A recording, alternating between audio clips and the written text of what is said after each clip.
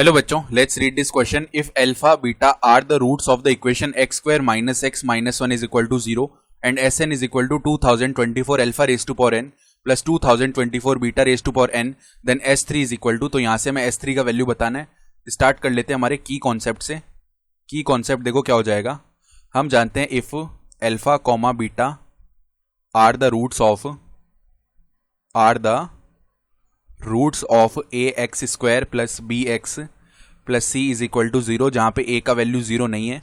तो alpha plus beta का जो वैल्यू है वो माइनस का बी अपॉन ए होता है और अल्फा बीटा का वैल्यू सी अपॉन ए होता है. ठीक है, तो यहां से देखो हमें पता है कि x square minus x minus one is equal to 0. इसके दो रूट्स हैं अल्फा और बीटा. तो अल्फा प्लस बीटा का वैल्यू क्या होगा, minus of minus one upon में वन, यानी कि 1 हो जाएगा. और अल्फा बीटा का वैल्यू होगा माइनस वन अपॉन में one, that is equal to minus one. ठीक है, ये हो गया.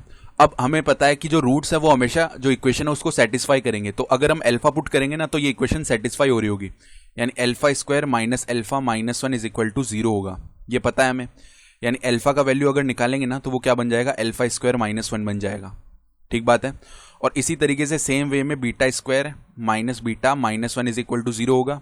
तो अगर हम बीटा का वैल्यू लिखेंगे ना तो वो किसके इक्वल आ जाएगा, बीटा का value beta square minus one. और यहां से अगर हम अल्फा स्क्वायर का वैल्यू लिखना चाहते हैं ना तो वो अल्फा प्लस वन हो जाएगा. सेम इसी तरह अगर हम बीटा स्क्वायर का वैल्यू लिखेंगे ना तो वो बीटा प्लस वन हो जाएगा. अब देखो हमें वैल्यू क्या निकालना है, हमें एस थ्री का वैल्यू निकालना है. तो एन इज इक्वल टू 3 रख लेते हैं. तो S three is equal to क्या आएगा, देखो 2024 alpha raise to power n का वैल्यू 3 रख दिया प्लस में 2024 बीटा रेज टू पावर 3, ये बन गया. अब देखो इसको हम कैसे लिख रहे हैं, 2024 अल्फा क्यूब को हमने लिख लिया अल्फा मल्टीप्लाई में अल्फा स्क्वायर प्लस में इसी तरह 2024 बीटा क्यूब को लिख लिया हमने बीटा मल्टीप्लाई में बीटा स्क्वायर. ठीक है, तो अब क्या करते हैं, देखो 2024 एज इट इज है, अल्फा को एज इट इज रखा और अल्फा स्क्वायर का वैल्यू रख देते हैं जो कि है अल्फा प्लस में 1. तो अल्फा प्लस में 1 हो गया प्लस में 2024 एज इट इज है. ठीक है, और बीटा भी एज इट इज है. अब बीटा स्क्वायर का वैल्यू रख लेते हैं जो कि है बीटा प्लस 1, ये बन रहा है.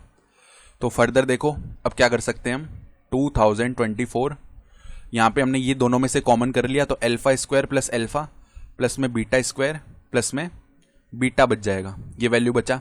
अब देखो अल्फा प्लस बीटा का वैल्यू तो हमें पता ही है, alpha square plus beta square भी निकाल लेते हैं. देखो हम जानते हैं कि अल्फा प्लस बीटा का अगर होल स्क्वायर लिखेंगे ना वो कैसे आ सकता है, alpha square plus beta square plus में 2 अल्फा बीटा.